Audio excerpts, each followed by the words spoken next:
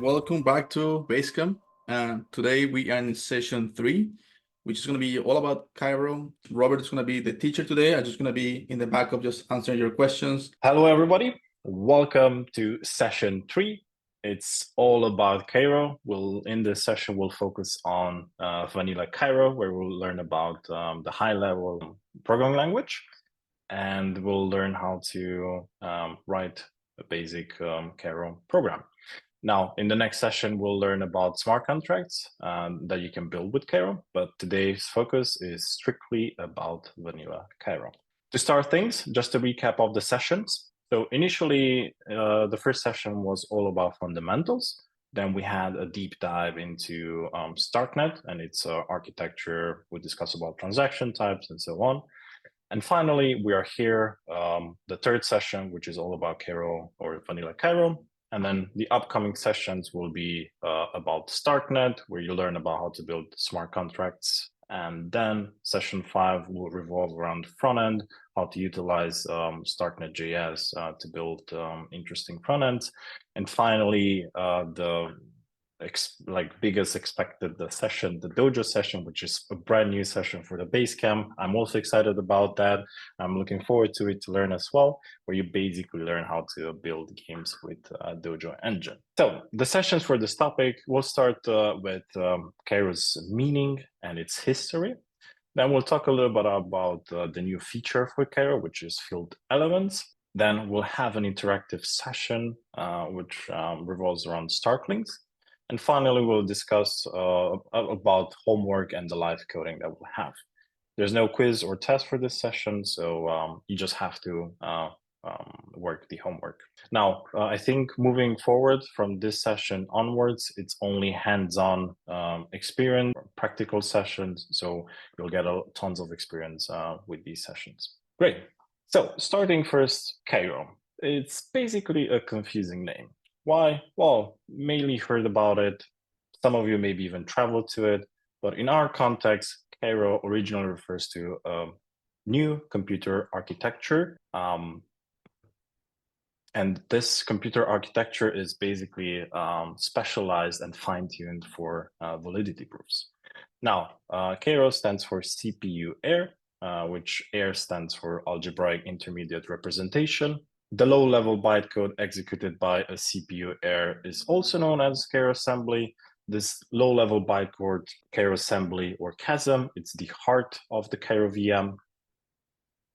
And the high language that compiles down to Sierra and then to CASM is also known as Cairo.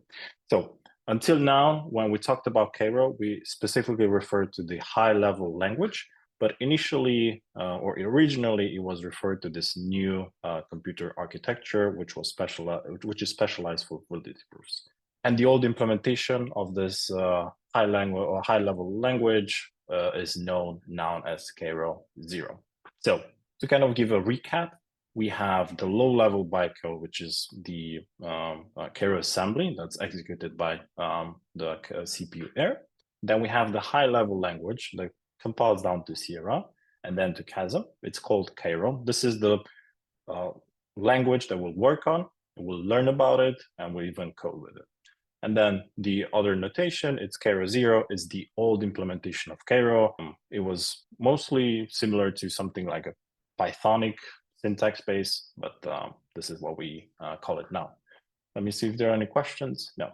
And finally, as a small trivia, Cairo is the capital of Egypt, which I guess it's super terrible for SEO. So if you try to search something on Google, for example, what is Cairo, you're going to have terrible results. You might even book a trip to there. But yeah, trying to get your answers from Google with the Cairo name is a bit difficult. So that's why we encourage you to use the Cairo book and our resources and documentation to get your answers. Okay, now going to the history of Cairo, the language itself. Initially in 2018, we had first the Stark white paper being published. Stark basically lays the foundation for Cairo, Starknet, and its technologies. Then in 2019, we have the creation of StarkX, We've mentioned this in the previous sessions, but you can think about StarkX as a scaling engine used by immutable x, dy dx, Rhinify, Sorare, and so on.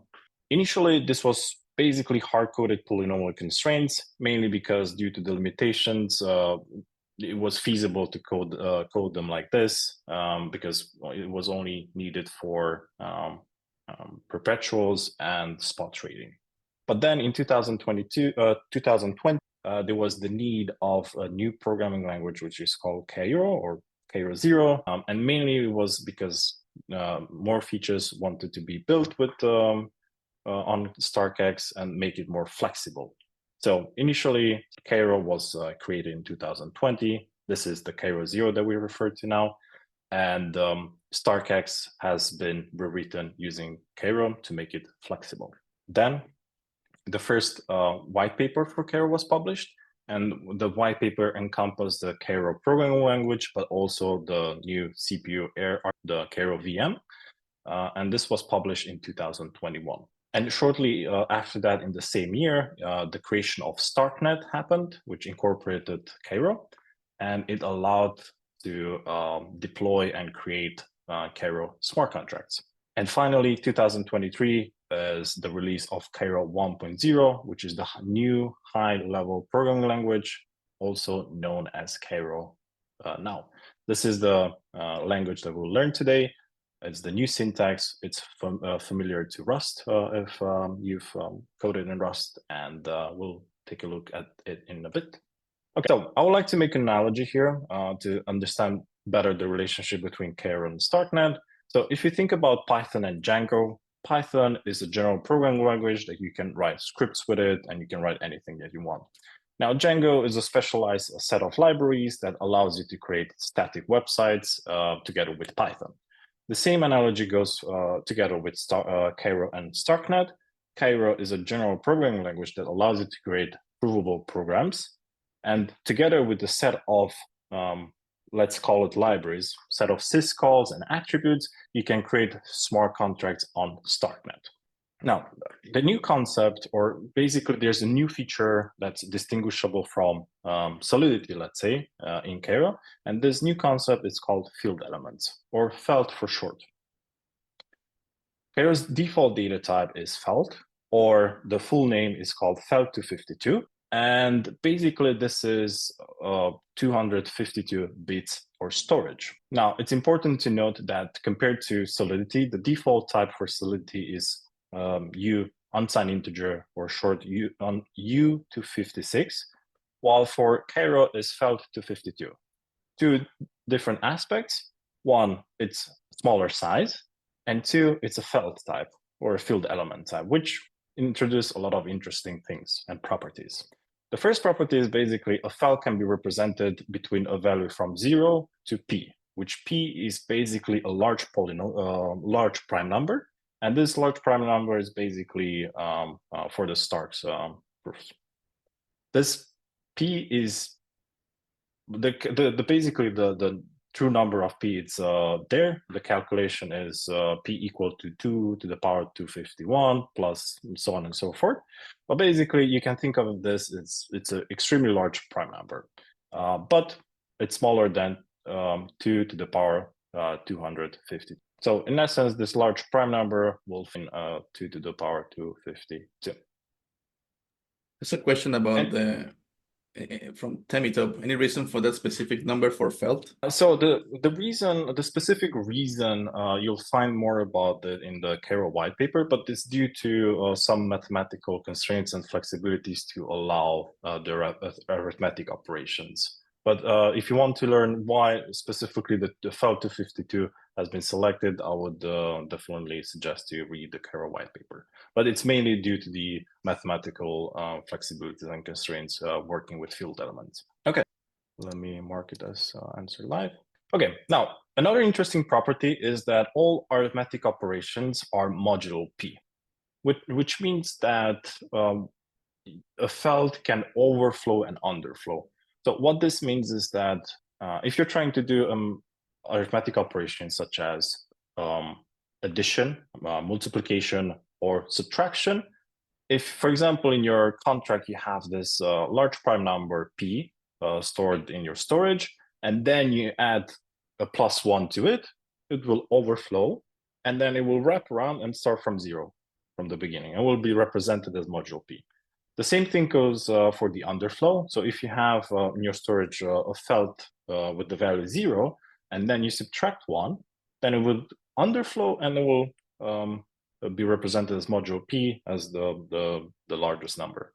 Now, another interesting thing is when it comes to division. So there's an important aspect here. So standard integer division on normal CPUs happens as expected.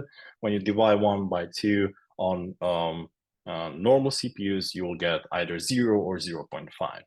But with this new CPU architecture, when you do felt division, something interesting happens. So we have 1 divided by 2, which are 2 felts. And this basically will be represented as P, which is the big prime number, +1 divided by 2. And this will not be 0 or 0.5. And why this happens is that with your standard integer division on your normal CPU, it could be satisfiable or unsatisfiable depending on the case. But when you do felt division with the new CPU architecture on Cairo, this will always be satisfiable because this will be represented by this large prime number. Okay, no questions. Now, obviously, when you try to develop a smart contract or a program, overflow and underflow could represent an issue, especially if you're developing a DeFi application where overflows could potentially be of risk.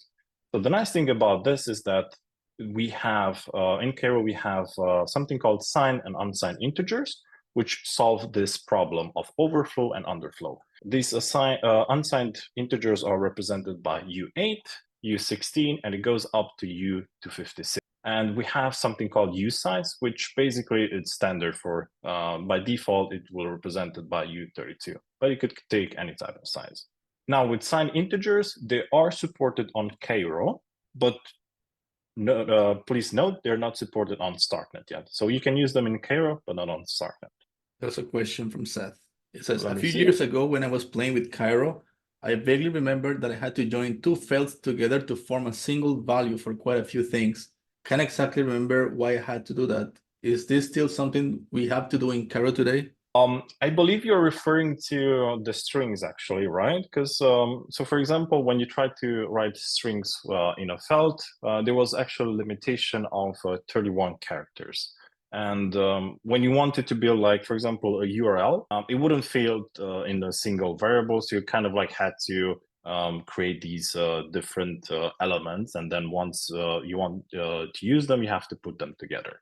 Why is that? Is because one character is represented as 8 bits, and 31 characters fit in a felt to 52. I think roughly, I don't know exactly, but if you do 31 times 8, you're going to have 251.5, I think, something like that. But I think that's why. Now you don't need to do that. We have something called byte arrays, which allows you to represent long strings, and you don't need to worry about this anymore. Okay, the next question, kindly explain the division again. Why P plus 1 times 2 or divided by 2 and not plus 2? Okay, so basically, like, what you have to think about is that whenever you do division, it's being represented by this large prime number. This is how filled element work. It's not basically an error of the system. It's how division is done with filled elements. If you want to learn more about the filled elements, I would advise to check the Cairo white paper and also check the filled element section as well. Since signed numbers are not supported on Starknet, how are negative numbers represented? So currently there's a library called Alexandria, and then with that library, I believe you can use signed numbers, and I think it's represented. So the sign of the number is stored, and then you would know exactly which of that is. Maybe we can share Alexander. Okay, now the aim of this session is to learn Cairo, And we will do this by using an interactive tutorial, which is called Starklings. Starklings initially was created by Fremi, this guy and the first guy. And then basically, so Starklings is something similar to Rustlings if you're coming from a Rust background. And it's a super interactive tutorial where you can code along, you can read hints, and then you can compile the app, and then progress throughout the homework. Now we have something. Initially, this was a GitHub repository that you had to kind of like clone and then install different dependency.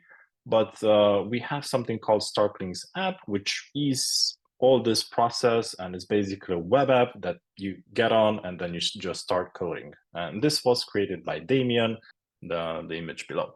Now, currently, the app, this project is maintained by the community. So if you're interested to participate and contribute to this project, you can find it on OnlyDust, or if you're interested in contributing or participating in other projects, I would advise to give it a look at OnlyDust.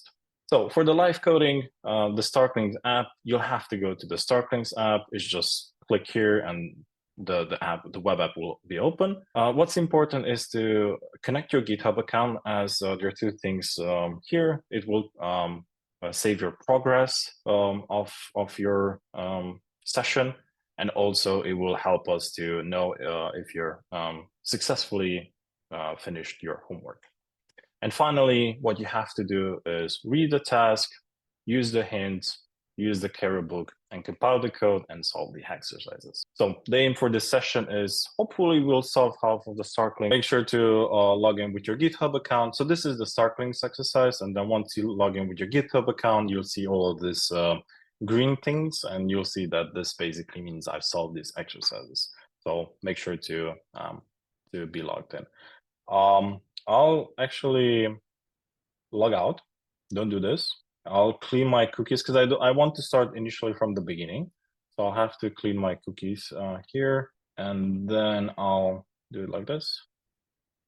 Should start from scratch, so I can start blank with you. So first things first, a couple of things that I want to mention. So this is just the Starklings original Starklings. It's a repo, but this is our main focus. We have our Cairo book that we'll use throughout the session. I'll share this in our chat. And finally, yes, if you're interested about like the ins and outs of the Cairo programming language, we have the Cairo GitHub at Starknet Cairo, but this is not essential at this point. And there's one more thing that I want to mention. So there's a chatbot that will help us, throughout your journey, that you can learn about Cairo. So you can type of questions. It's like what is Cairo, and then you're gonna get an answer out of this chat. So you can use it as an extra tutor to help you throughout this process, but it's not necessary. Okay, so we're ready to start. Is everybody on the Starklings app? We can do a code along session, so that's fine, and we can start solving together. There's a question. There's a question. Does the smart contract have such limit size like Solidity? Yes. So smart contract, basically there's the limit is how many Cairo steps you can have. I'm not entirely sure what's the current limit is. 40 million Cairo steps or something like that, David? Maybe you recall. I'm trying to find the website that has all that information to share it. And yes, 4 million steps is the maximum, let's say, complexity of a computation for a transaction. But the size for the smart contract, the maximum size is, I think, 4 megabytes. 4 megabytes? Mm-hmm. Yeah, I'm gonna share it here. There's a website has all the limits on Starknet, so you can take a look. So let's do the exercises. So the first intro one, it says, welcome to Starklings. You have a smart introduction. What you have to do is you have the code on the right, and then you have here below two buttons, the get hint and compile. So first initial exercise is just a main function that is empty, doesn't include anything, but just to know how functions work in Cairo, this is how you define them. So you define them with fn keyword, you have main, and then you have the parentheses where basically the input parameters go, and then you have the code logic between the curly brackets, right? So this function should compile, it works fine. You can hit compile, or you can get the hint and you can get hint. But this time we don't have any hints. But anyway, let's compile it. Let's see if it works. Okay, great, we have it. Nice, we can progress to the next exercise. So the question is, this exercise won't compile, can you make it compile? So we see that it's an empty block here, there's nothing written. What you'll have to do basically is just define a function and make it compile. Let's see if there are any hints. No, we don't have any hints. I'm unlucky today. Okay, so then let's define a function. As you remember, we did fn for defining the function. We'll define it as main.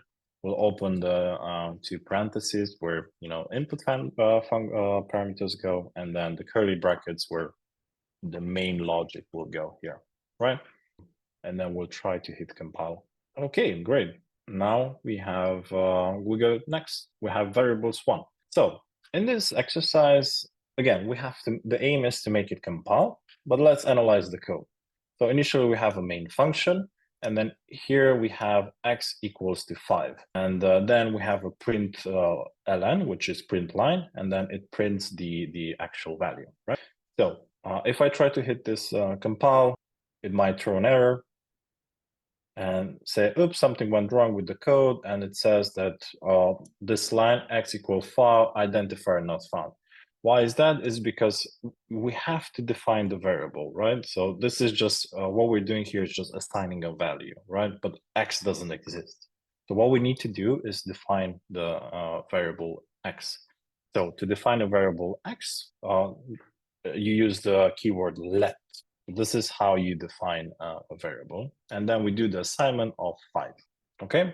And you can also hit get hint to see the hint. So the hint here is the declaration on line 2 is missing, a keyword that is needed in Cairo to create new variables bindings. So the keyword let allows you to create these bindings. Let's hit compile, and we managed to solve this. Okay, on to the next one. Variable 2, we have to compile this. So if we analyze the code, we have let x. So we just define x, but we don't assign anything to it. And then we check, we have an if statement which checks that if x is equal to 10, then it will print the following statement. So it will print x is 10. Otherwise, if x is not 10, it will print x is not 10. So there's a question, audio is a bit bad. Is it just me? I don't know. Is it bad? It's good for me, at least. Okay. All right. Might be something on your end then, Armando, or yeah. So what we have to do here is basically we are defining x, but we're not binding anything to it. So in this case, you can say let x be equal to 10, and you can hit compile, and then this will be able to compile, will manage to compile the project or the code. Or in this case, you can also say something else, 6, and you can hit compile again, and it should work. So what we did here is basically we assigned the value 6 to x, and then this if statement will go through this criteria. Okay, next one, variable 3. Now in this main function, we have let x, and then we can see we defined a data type. So this data type is the felt 252, which we talked about in the presentation. This is the 252 field element, and we don't have any value assigned to it. And then in the next line, we have print line x is, and then this is basically just a placeholder, and then we put the value that we want to print there. So if I try to compile this, it will throw out an error as expected. You see that basically let x felt to 52 is something like an issue there. So you can go for a hint here in this case, and then you can read the hint. It says that we created on line 2. So we have a variable binding that was created on line 2. And we're trying to use it on line 3, but we don't have any value to it. So what we have to do is basically assign something to it. So in this case, let's assign, you can assign a number, 5, right? Or you can assign a felt, or a short string, which is represented by these, how do you say, upper comma, or I don't know how to call this in English. Maybe David, Quote, single quote. Single quote, exactly. Okay, single quote, and this is how you would kind of like do short string. So character, let's say, right? Okay, and then this compiled, and just for the sake of it, I can represent it as 2 as well, and this will also be a felt 252 because this is how we explicitly define the data type for X. Okay, it went to the next one. Anyway, next exercise. Is the pace good or am I going too fast too slow? It's good. Okay, got it. Thumbs up. Cool. Okay, cool. So now let's see variable 4. So Robert, we there's a have question. The Q&A. Yeah, also. Okay, so let X. So I just tried let X felt 252 be equal to -10, and it compiles to, and it is okay with signed integers. So I'll get to that in a second, but basically what happens is that so if you remember from our presentation, all variables, the default data type is a felt. So whenever you do -10, it will compile as well because Cairo is meant to be has to have integrity, which means that you always compile. Hopefully that answers. I wonder if that in that case it actually translates to a very large number, like the prime -10. I don't know if you can try and just print to see what value you get on the console. Yeah, I don't think I can print with this. I'll have to open my VS Code, but that's a good point. I think if you do -10, so if you represent it like -1, I think this would be just the underflow, and it's gonna be represented as the big. That's what I imagine. Like when you print it, it's not gonna print -1. It's just gonna be the prime number -1 or something like that. Actually, let's see. No, actually, we'll be represented like this, I think. So so this is a raycast. I can send this. If you guys are on Mac, then you can have access to the raycast, and there's kind of like a Starknet converter and a lot of other things.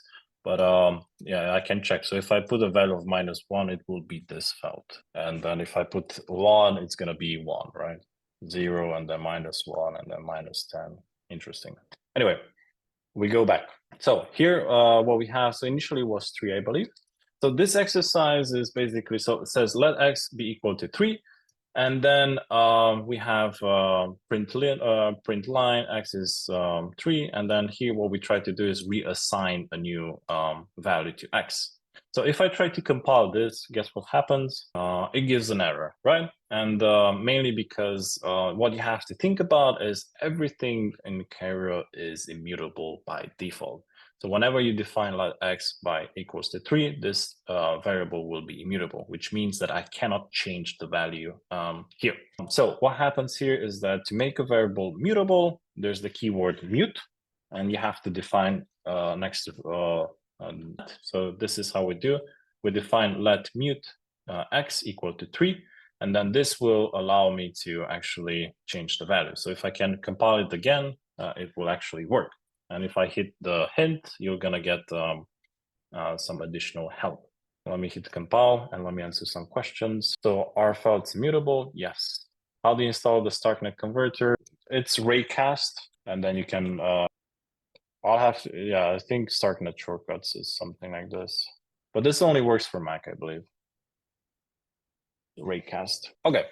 So we managed to compile this, and we can go to. Let's see. The variables in Cairo are also follow the borrowed checker rules in Rust. Yes, so that's one particular aspect or feature that Cairo is similar to Rust. It also follows the borrowed checker rules. Okay, let's go to the next one.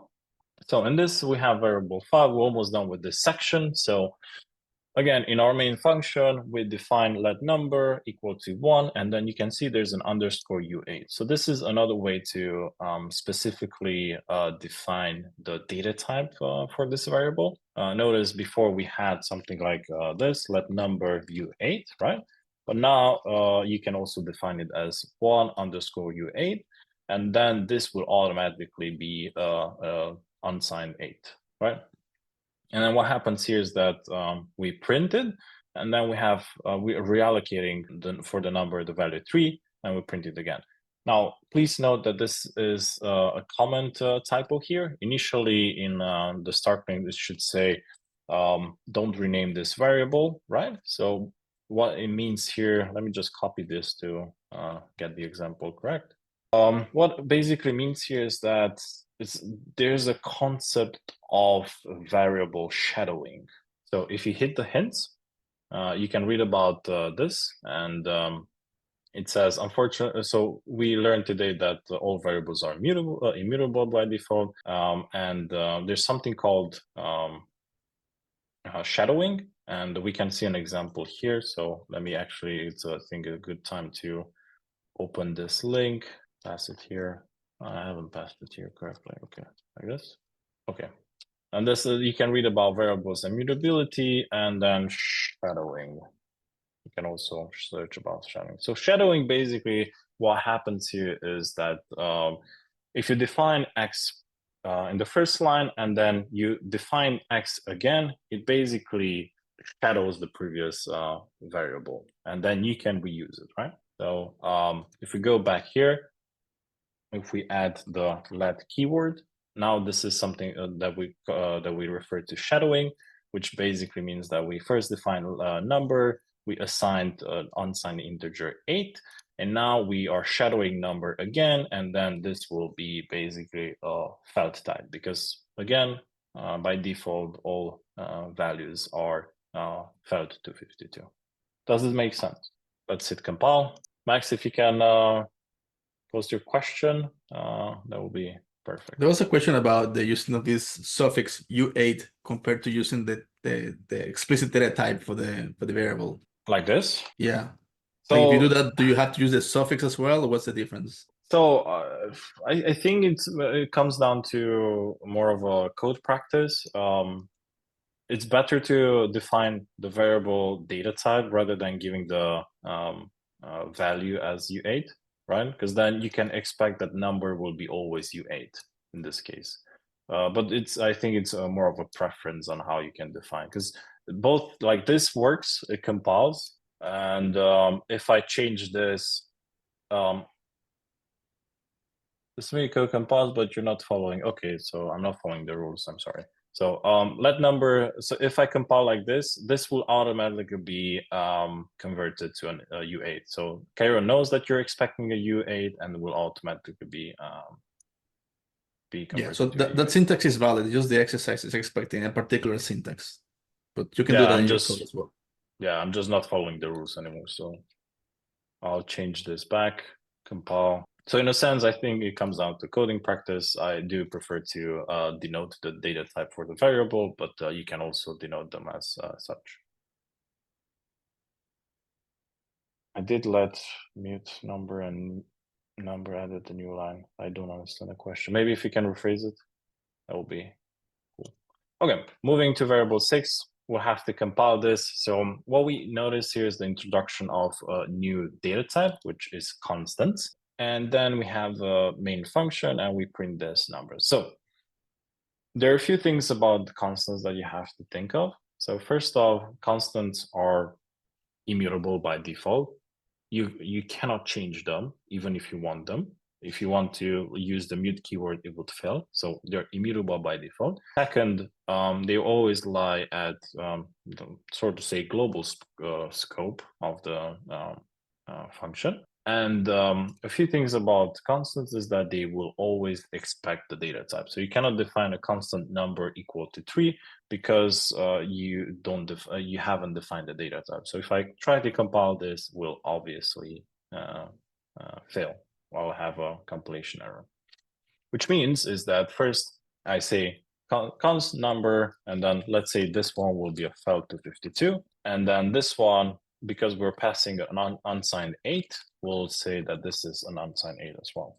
Okay, yeah, Jonathan, it's usually best practice. Yeah, we have to keep in caps because it's coding best practices. Whenever other developers will look at the code, if it's capital, it will know instantly that it's constant. So let's try to compile this. Okay, time to go back to our exercises. So we'll start with primitive types. So primitive types, what we see here is basically, let's analyze the code initially. So we have, we define is morning be equal to true. Notice that this is already a Boolean type of data type. And then based on this, we're doing an if statement and we verify if is morning is actually true, then print good morning. And then on line 9, we'll have to finish the rest of the line. And we have an if statement that checks that is evening equal to true, then print good evening. Now let's use the get hint a little bit to see what happens. Man, I'm really unlucky with the hints. I always hit the get hint whenever there's no hints. Anyway, so what we have to do is focus on line 9, which basically means that we have to construct a variable that's a Boolean type. And let's the name of the variable should be is evening. So is evening. And then we have to assign a value, and then the value for this, well, for me, it should be true, but for the sake of, I don't know where everybody is, but let's say for now it's false. And this if statement won't print the good evening because, again, is evening is false. So let's hit compile. Oh, obviously, it doesn't compile because remember, you always have to add the semicolons at the end. And that's how you state the end of the line or Cairo. Okay, it compiled. Let's go to the next one. Okay, this is a little bit bigger exercise. Let's see.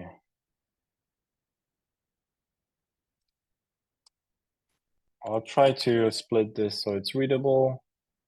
So let's see the comments. So first, a short string is a string whose length is at most 31 characters and therefore can fit into a single field element. Remember, the field element is of 252 and each character is 8 bits. So that's why only 31 characters fit into a single field element. Short strings are actually felts. They are not real strings. And note that single quotes, so the single quotes that are used for short strings. So initially we have let mutable, my first initial being equal to C. And then we check that this, that we have a is alphabetic is a function here below that checks if C is either alphabetical. Otherwise, we have a different function is numeric that checks if the value of my first initial is numeric, or otherwise it will print it's neither alphabetic or numeric. These two functions lie here below. You can check them first. It's not necessary to understand them, but just for the sake of example, we have the function is alphabetical. This is something reference. It's called the reference because we're passing the reference of the variable itself because it's mutable. And then what happens here, we just return a Boolean type, but it's not necessary to go into the details of it. So this first initial block is done, and it validates my first initial variable. And now what we have to do is line 20. It says, let me split this. Finish this line like the example. What's your favorite short string? Try a letter, try a number, try a special character, try a short string. So let's do that. So if we check the first example, we notice that we have to state as a mutable because when we're passing this variable to the functions, we're passing it as a reference and we use the variable. So what was the name of the variable that, oh, so it has to be your character, right? So if you check the function is alphabetical, we reference your character. So this is how my variable should be stated, your character. And then here we can assign any type of character. So let's, again, single quote, right? That's how we define short strings. And then let's see, my initial character like of my name is R. So let's try R. And then if we check the if condition, it should print alphabetical. So we try to hit compile. Let's see if this works. Oh, of course, because I forgot the semicolons at the end. And it could successfully compiled. Now there's a question. My gut feeling, the short string design is quite confusing, as for other languages, string is string and character is character. There is a clear division of these two, but here it is very error prone and bugs can be easily introduced. Do you think is a plan to change this? So again, this is so for Cairo, the default type is felt to 52, the field element to 52.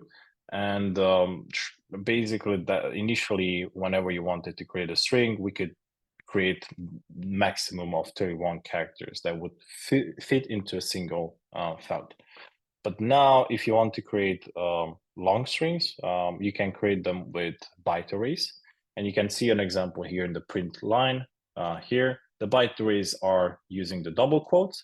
And then this will basically be a byte array that you don't have to take care of like the limitation of 31 characters. This takes care of it. Yeah, So, I mean, historically, the short string came up first. At the beginning, we didn't have byte arrays. So we have to maintain both to be backward compatible. But just think about the short string just as a way to represent a felt, right? You can represent a felt as a decimal or as a or as a hexadecimal or as a binary. I mean, there's multiple ways to represent the same number in different formats. One of them will be ASCII. So that's what the short strings allow you to do. But I agree that in 90% of the cases, you really want to use a regular byte array and not just a short string. okay. The next question is, why is mute needed? I didn't find this variable change in the function. So basically, in this function, we pass a reference to the actual felt. And then when we're doing this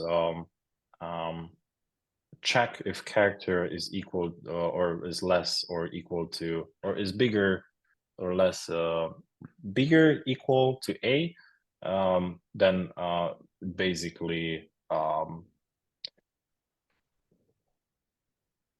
is it? We definitely need a reference because otherwise you won't be able to do another if on that character, if I'm correct. So that's why.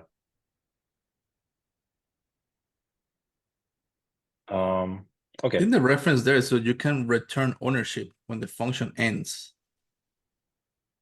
Let me actually see.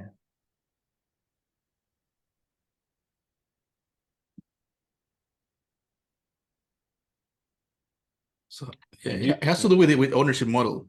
Like if you don't use a reference, you will have to manually return ownership to the caller. But by using reference, it also happens under the hood for you automatically. This is Exactly. similar Yeah. also to Rust as well. Yes, yes. Unfortunately, we don't use, like, I think if we had used my first initial after it, we could do this because we returned the reference, but otherwise you would have an error once you use it, right? So in this case, we don't use the, oh yeah, so yeah, we give back the reference and then we reuse it again, I think. Let's see another question. How do we distinguish functions and variables? In previous exercise, is evening equal to true? Then it was variable here in this alphabet. So basically, like here, you see these parentheses, and this is how the function is represented. Maybe it's clearer than this, like this. So you see that it's alphabetic, and then you have the parentheses, and then you pass an input variable. And then this is basically a function that is defined below. So you'll see the definition of this function, and this is how you distinguish between the variable. If you would have a variable, in this case, is alphabetic, you would have an assignment, like is alphabetic equal to something. Okay, is ref similar to using var and Rust? Yeah, I believe so, yes. How does it check the range of A to Z? Like, how does it compare to characters A to Z? So whenever, like, again, these are felts. So if I go to my raycast converter, So if I say A, it will be a felt of 97, and then if you go to Z, it's gonna be until 122. So this is kind of like the so A is 97. In terms of felt, B is 98, C is 99, and so on. This is how the check happens. Okay, now let's go to the next exercise. So we compiled. I don't see my next button here. So let's see. Deconstruct the cat tuple to call print on each member. So in the first, on the second line, we see that we have an assignment, let cat equal to, and then this is a parentheses, and in this parentheses, there are two different values.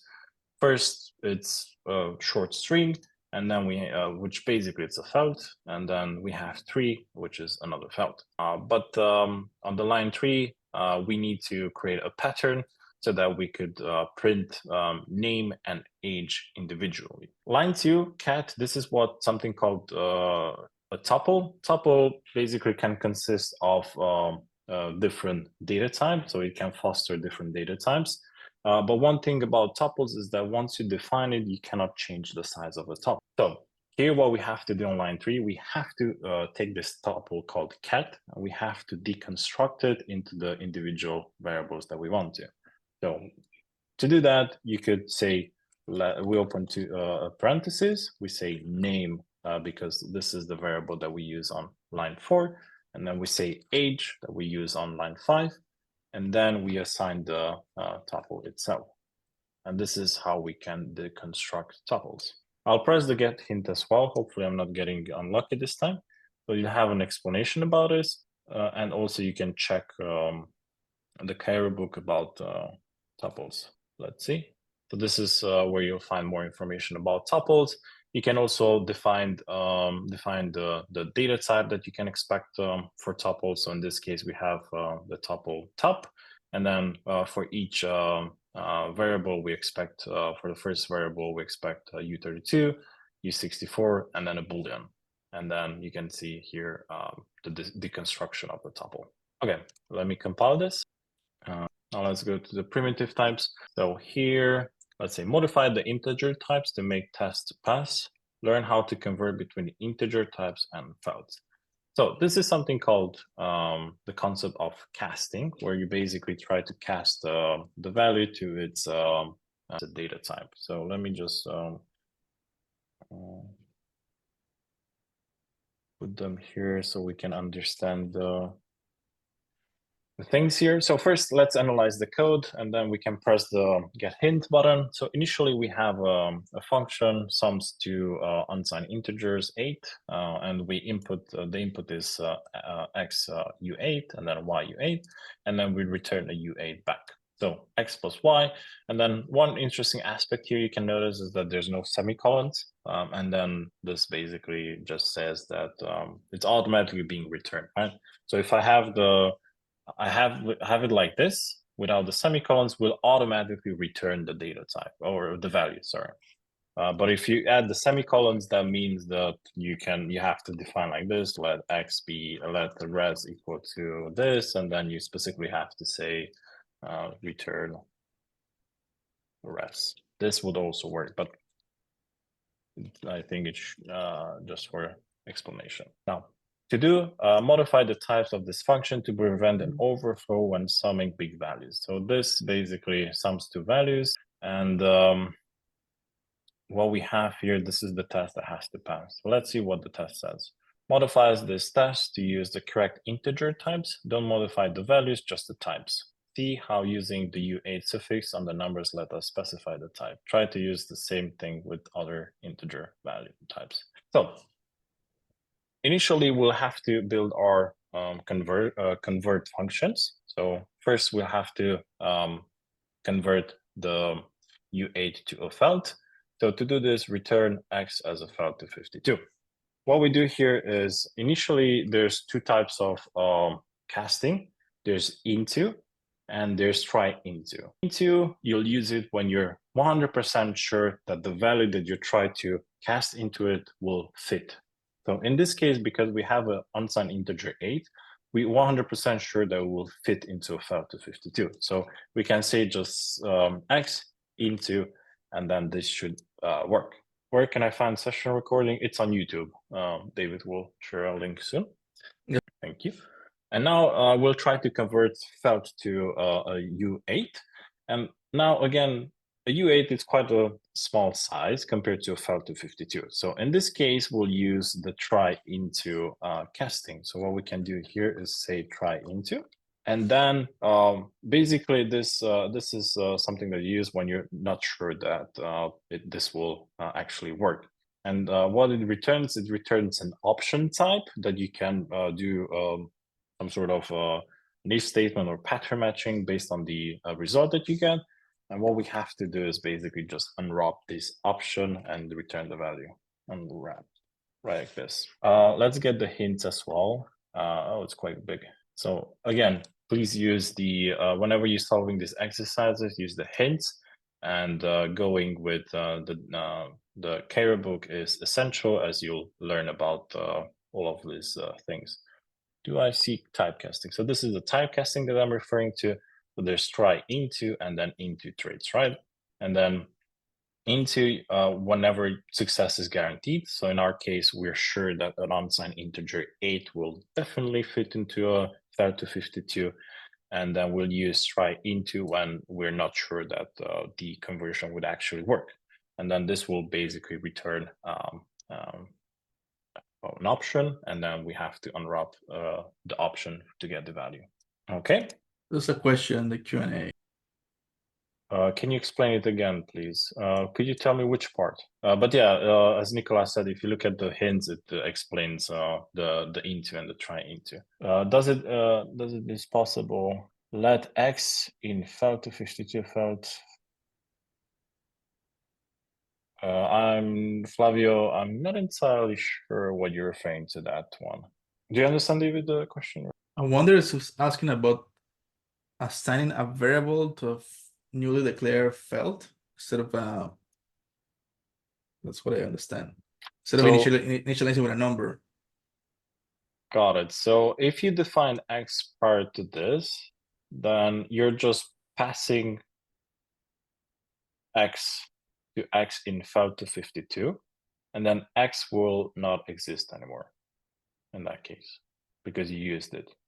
It's the same concept of borrowing as in Rust.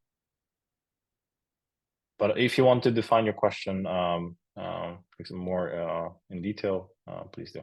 Okay, so let's finalize this. And what we have to do, so we have an assert here, and we see some big numbers, and this is the function that we have to modify to prevent the overflow and underflow. So to do this, we'll say so X will say convert to what we'll do here is convert felt. No, it's actually convert X. I'm butchering this. And modify the types of the function to prevent. And then here I should return a felt to 52 in this case, right? Is this the proper way to solve this? I'm just trying to. Sorry, I wasn't paying attention, but what is the test trying to do? So it sums two big numbers. It's two unsigned integers, and then try to do the same thing with the other integers. So here it obviously there's overflow, so I'll have to change this to a felt. Yeah, I think you can also better to change to a bigger unsigned integer instead of a felt, like a U32, for example. Like the return type of the function could be U32. Yes, but then I'm using this, what's it called? I'm returning it to a felt. So in this case, I'm converting it Oh, to it has to be a felt. Yeah. So let's do No, it but like this now. the sum big numbers doesn't need to be converted to a felt. It's just it's overflowing. That's the issue. I think some big numbers, the only thing you need to change is the return type, but you don't have to convert to a felt, in my opinion. You have to convert to unsigned integer. Could be. Let me actually check the test. This fails. Oh, it worked. So basically what happens here is that we pass the maximum value of X, which is 250, and Y is 255 as well. But when we do the addition, it will equal to 500. But obviously this doesn't fit into an unsigned integer 8, and you'll try to do the summation, it will overflow. So to kind of like avoid overflowing, you'll have to do casting into a bigger unsigned integer number. But in our case, I think we're the specifically wants to use x, and then this converts it. The felt is being converted back to. So this is one way, I guess, you can solve this. But you can also convert. You can change this to a bigger unsigned integer. So in case you want to, you can use u32, and then this should also work. Let's test it. Yeah, it works. So initially, I think it was felt, but it works with U56. Okay, let's go to the next one. Yeah, so is felt to 52 the guy with the biggest size? Yeah, so the felt to 52 is this, if we go back to our presentation, is this guy, the P, the large prime number, which is defined as this calculation, and this is basically the large prime number. And Well, that's the biggest number you can use unsigned integer 256. It's not as efficient because it will use two felts. Yes, so under the hood, unsigned integer 256 is basically represented as this. You have low, which is 120, and then you have a high, which is U128. So basically an unsigned integer under the hood is basically 128, and these are represented as two felts, if that makes sense. It's basically a struct that allows us to use these unsigned 252. Can you which the previous one, the prime types, this one? So let's solve it again. So we see here that we have to modify this. Don't modify the values, just the types. So we need to modify the types of these values. So initially we're summing two big numbers, which is 252 and for the unsigned 8. And if you're checking what's the maximum limit, sign 8 is basically 256, but in this case, we count 0 as well. So when you try to sum these two numbers, it will overflow, right?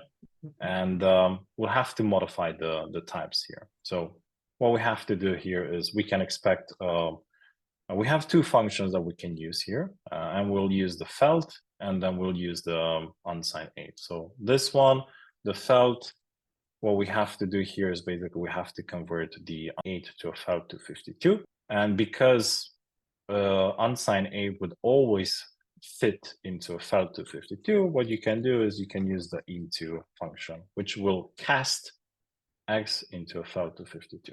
Now, when you're trying to cast felt to 52 back to U8, you're not 100% sure that this will entirely fit into an unsigned 8. So for that, you have to use try into, which is basically a safe mechanism, which will give you an option. And then based on that option, you can do, for example, a pattern matching that we'll look into the future in the next few exercises. And then you can say that if this function ran okay, that you can return, and then you can return the value by unwrapping it. Or if it's an error, you can specifically say a certain error message. Now, I'm just changing this function to be able to sum these two numbers. So I'm using the convert to felt. And then I'm just returning the felt to 52 type. And here I'll also expect the felt to 52. But this is more to get accustomed with the different types of unsigned integers and to do casting into different sizes. So if we test this, it should work. Okay. Now let's get to how are you doing on time? 37. So I'll be able to do one, I think, or two more exercises. And after that, I'll switch to installing the dependencies. So let's try to look at operations and then the rest of operations 1 and 2, and then the rest of them should be homework. So what we have here, so let's see, integer types, implement basic comparisons and arithmetic operators. Felt to 50 operations should be avoided where possible, as they could have unwanted behavior. Yes, so again, just to recap, felt to 52 can overflow and underflow, but if you use integer types, they have protection from these overflows and underflows. So what we have here initially, return the solution of this polynomial, so to say, so x to the power of 3 plus y minus 2. And then we have this polynomial function. It has input size u size, and then it returns a u size back. So u size by default is an unsigned 32. We have to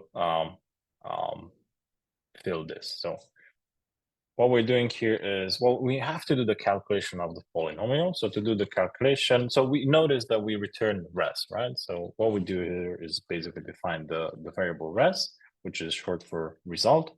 We say equal to, and then we have to construct this calculation. So to construct this calculation, I guess what's important to notice is that maybe you're used to do this type of calculation from other programming language, but unfortunately, Cairo doesn't support this operator. I mean, this operator is being supported, but it's for something else, and I'll get to that in a second. So to actually do the power of 3, you have to do this, x times x times x, and then we add the y, and then finally we do the -2, we do the subtraction, right? And then if I test this function, it should say great, correct. Now, let me go back to the Cairo book. Again, use it as a Bible. It helps. It has a lot of helpful information. And if we go to the appendix, you can see what operators and symbols are supported. And in this case, I'm looking at this hat. I forgot the name of it in English. This one.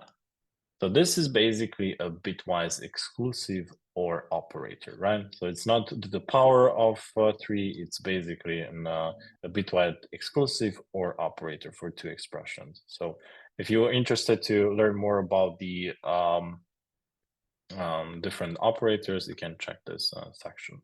Do we need to use brackets while doing arithmetic operations? I think so, yeah. So like if you, like this one, I think it's the same like as in mathematics. It's like I think multiplication and division is first, and then the addition and subtraction. Right. So, or actually, do we need to use it? I think it should work as well. Okay, it should work. Yeah. So you can use this for like to look better, but yeah.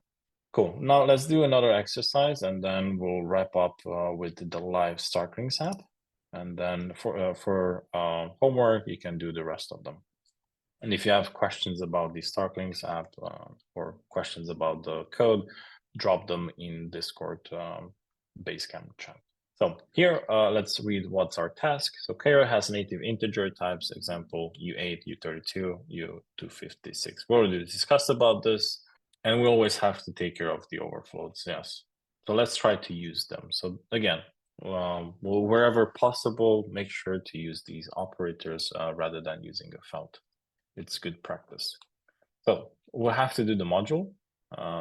So again, to do the modules, you have to define the let result or let res equal to, and then we have x, and then the module operator, which I think it's quite common in every programming language, is the percentage sign, and then you have x% y. And then if we go to operators, I think this is small enough, or where is it? Here. So this is the arithmetic remainder. Okay, now to do the floor division, let's try to do the floor division. Now let res equal to x divided by y. And then for the multiplication, it's already, oh no, I have to, let's do the multiplication. Let res equal to x times y. And then if you want, if you're having issues with the exercise, you can always hit the hint button, and then you can see the actual hints here. So for multiplication is the percentage sign, division is the slash, and then the asterisk for multiplication. Let's try to test this, and voila, great, we managed to do this. So there's a question. How would you protect multiplication function from overflowing? Convert to failed multiply or try into? So you protect multiplication by using the unsigned integers, right? So in this case, you can see that we're using unsigned 64. And then whenever your multiplication would overflow, this code will panic, and it will throw an error. So it doesn't allow you to actually progress. It will panic and will throw an error. So that's why whenever you do arithmetic operations, always use the unsigned integers because these have overflow and underflow protection. Okay, are we good? I think so far we did quite a few exercises, so the rest is homework. Hopefully, like this was helpful. For the next part, I would like to start doing the installation of the dependencies to prepare you for the next session, which will involve building smart contracts. So you use this knowledge of learning Cairo, and you'll use Cairo to actually build some smart contracts, and that's going to be interesting in the next section.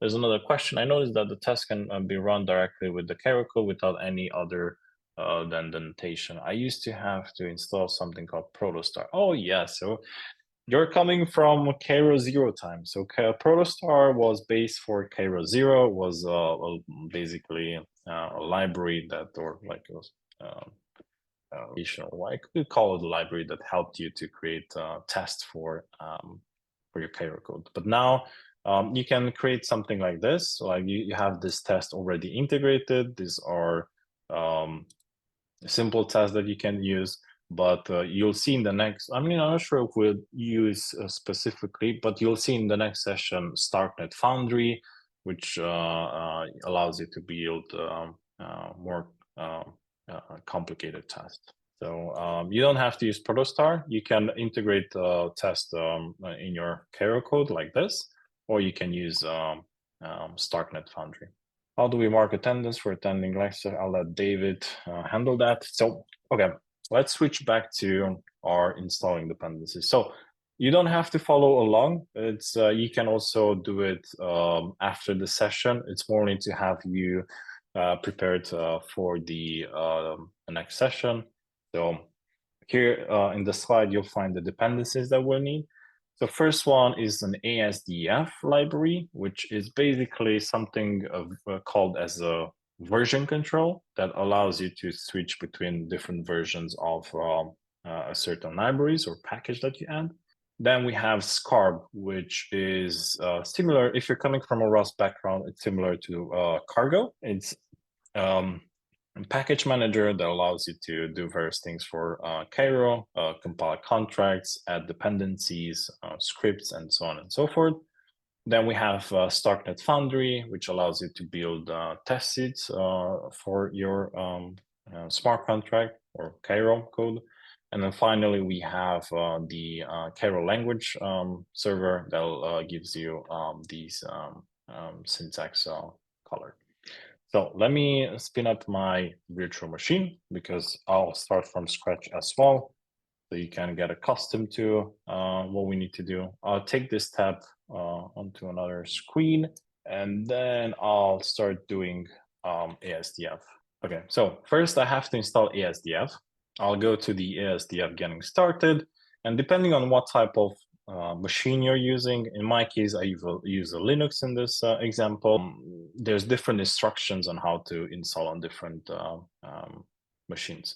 So initially, you'll have to have Git installed. So to do that, let me know if this is big enough.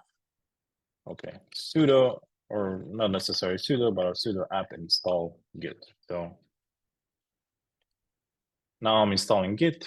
I'm just checking if I have Git, and I have Git installed. Okay, so again, to install Git, you just have to say sudo apt install Git, or depending on what type of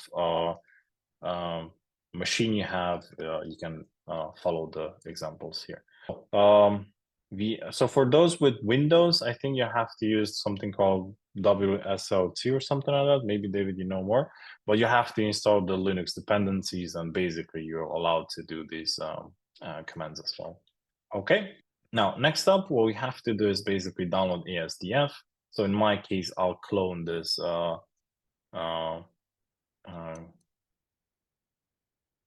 repo. Just give me 1 second. So git clone and git clone that repo. Okay, I managed to clone this. And finally, what I have to do is just add it as my dependency. So again, if you're using a Mac and you have Homebrew, you can install with brew install ASDF, or you have Pacman, you can do this as well. Now, I have cloned my repo, but finally what I have to do is I have to add my bash or the paths towards this ASDF. So To do that, I'll go back here. I'll see nano, and then I'll go to my bash RC. And then here at the end, I'll add the ASDF paths. So I'll copy this, I'll add it here, and then I'll copy this and add it here. And I'll save this, and that's it. For those who use, for example, Mac, you have the ZS, and then you basically go to your ZSHRC, and then you'll have to add these paths as well. Okay. Now what I have to do, it's either you exit the terminal or you just use source, which basically will apply the new settings. And then now I can use the ASDF to see if I successfully install this. And I typed ASDF and you see that I've managed to properly install this. So first step is finished. Now we are moving to the next step. The next step is SCARB. So if you follow the link from the slides, it's this one.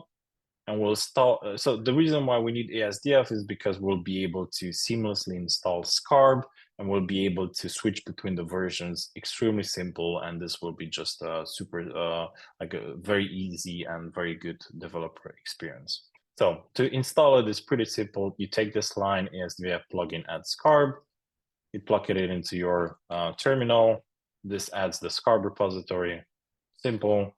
And finally, you can install SCARB, right? So ASDF installs SCARB. And we're install latest means that the latest available version. So in this case, it's 2.6.4. Or if you want to install another version, so let's say 2.6.3, you can do that as well. Okay. And now one final thing is that you have to set the global version for your SCARB. It's either you say the latest. So I'll grab this line, I'll put it here. And then now I can actually check if my SCARB has been installed by calling SCARB -- version. And I'll see that SCARB is actually 2.6.4. But let's say that my project uses 2.6.3. How I do that, how I basically downgrade the version, well, you can use the same command as previously, but instead of saying latest, we say 2.6.3. I hit enter, and then if I do SCARB version, if I pronounce it correctly, you'll see now I'm on 2.6.3. So you see the seamless transition between downgrading and upgrading SCARB. So that's why it's a super powerful tool to use. And I do advise to use it as well. So again, I switched to the latest version. I should be on 2.6.4. Okie dokie. Now let's see the next step. The next step is to install Starknet Forge. Or Starknet Forge, Starknet Foundry. The reason why I said Forge is because Starknet Foundry comes with two different things. So it's Starknet Forge and Starknet Cast, which are two different, let's say, libraries. Forge is for testing, and Cast is more of a DevOps managed package that allows you to declare and deploy contracts. So let me add this to my ASDF. So there's a question, may I ask you a favor to introduce the roadmap of Cairo language? What main features will be introduced in coming months? Maybe we can do that in the next session. There's actually, or if David, we want to do it today, there's actually a post about the roadmap. It's mainly about Starknet, so maybe that will help, or we can do it in the next session. I think the biggest change coming for Cairo in particular is to have support for arrays within the storage, but that's something that applies to smart contracts. Yeah, smart contracts mostly. Actually, if you want to see the roadmap as well for Cairo, let me bring this back if I can grab it. So if you go to the Starknet lib Cairo, here you have the projects, and under projects you can see the Cairo roadmap, and then here you can see in each version what's planned. So I'll copy this if you're interested, and then you can check this as well. So here you'll see what it's currently being worked on. Okay, moving to Starknet Foundry. Again, I copied this line. I'm just adding it. We have to install the latest. Okay, installing the latest. And finally, I think I'll have to set as global ASDF global Starknet. Okay. And now I can, so again, I mentioned Starknet Foundry comes with Forge and Cast, and you can call this as SN Forge, and then you can say version, you see is 0.23, and SN Cast version 0.23. Now, we installed all the necessary dependencies. It didn't took me a lot of time. It's just ASDF has to be installed. And then from there, it's easy peasy. You just have to install the packages. And then you can switch between the versions. Now, for the big guy, I have to install an IDE. So for that, I'll use VS. For my specific virtual machine, I have to download a specific version of it. So in my case, I have to download the ARM64, but I guess for you it's Visual Code. If you're on Windows, it's fine. And on MacBook, if you're using MacBook, it's fine as well. So let me install this quick. I have to plug in my password. And now like we installed the IDE so that we can work with building Cairo contracts or Cairo code and then Starknet smart contracts. And then here we'll just install the syntax language so that you have your syntax. So let me restart my terminal so that code is enabled. So I can, with Scarb initially, just for the sake of example, I'll just go into my desktop, and then with Scarb, I can say Scarb new, and then let's call this new Basecamp. And then this will create me a new Basecamp folder, which initializes Scarb in that. So I cd into this, and now with code, I should be able to open this, right? Yes, I trust the others. And this is my VS Code. Obviously, I go for the dark mode. And then here you can see just the simple Cairo code. It's a simple Fibonacci sequence. And then currently it's not color coded, but to fix this, what you have to do is to go to the extensions and search for the Cairo 1. It's very important to install Cairo 1.0 and nothing else. So this Cairo is for the old version of Cairo. So be sure to install 1.0. This is the one that you're actually after, right? So again, Cairo 1.0 is the one we need. We install this, and not sure if it works by default, but let me actually restart my terminal since I've installed something. And let's see. And now you can see that the color, the language server actually works. And then we have the color coding as well for our Cairo code. That's a wrap up. That's basically all the necessary steps for you to get started for the next session. I hope this was useful. So there's a question. Does Cairo have a syntax language plugin for IntelliJ user? Oh, that's a good question. I know like some people asked about this, but I'm not entirely sure if there's something available for IntelliJ. But if you can install VS Code. It's free to install, and then based on that, you can install the extension on the marketplace. Okay, so I hope this session was useful. We've learned quite a lot of things. We learned about the Cairo programming language, the High programming language, the new syntax. We've worked with Starklings, an interactive tutorial where we solved exercises. Thank you for the session today, Robert. That was really helpful, all the tooling, getting to see Cairo for the first time, really hands-on coding. Thank you very much for you guys for coming, and I'll see you all next week. Bye-bye.